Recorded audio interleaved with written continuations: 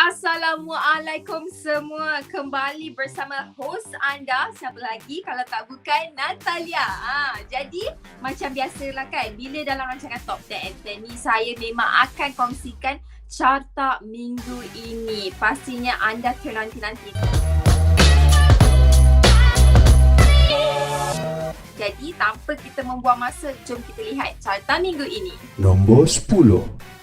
Satu pencapaian yang amat membanggakan apabila lagu yang dicipta oleh penggiat muzik tempatan termasuk Faizal Tahir dinyanyikan oleh penyanyi terkenal di China iaitu Jam dengan lagu berjudul I'll Be Missing You. Dan menurut Faizal Tahir, dia juga tidak menyangkakan bahawa nukilannya akan dinyanyikan oleh penyanyi terkenal tersebut. Nombor 9.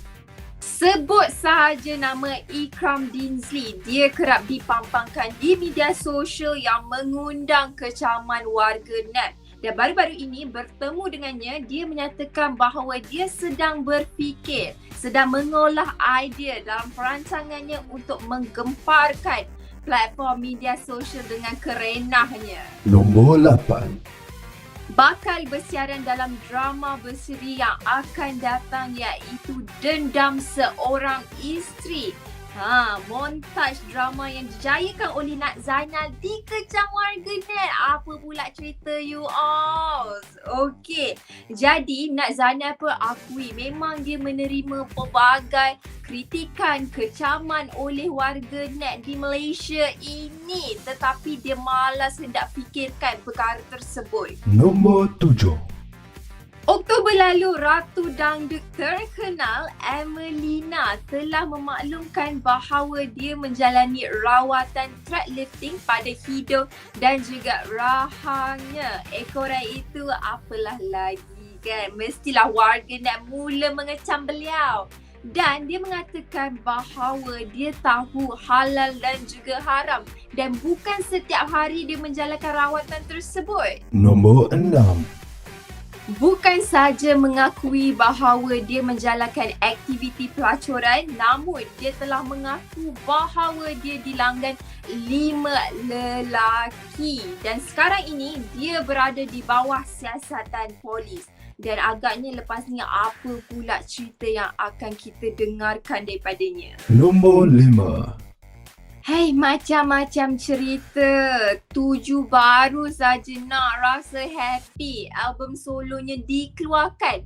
Tetapi kegembiraannya terencat apabila proses pengeluaran itu ada sedikit kecacatan pada kulit album dan juga lagu tersebut. Dia akui bahawa ia merupakan satu kesilapan teknikal. Nombor 4.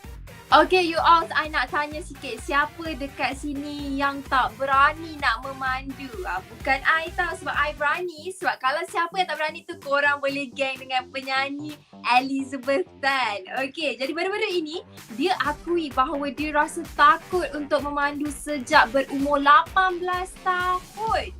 Wow, lamanya kan?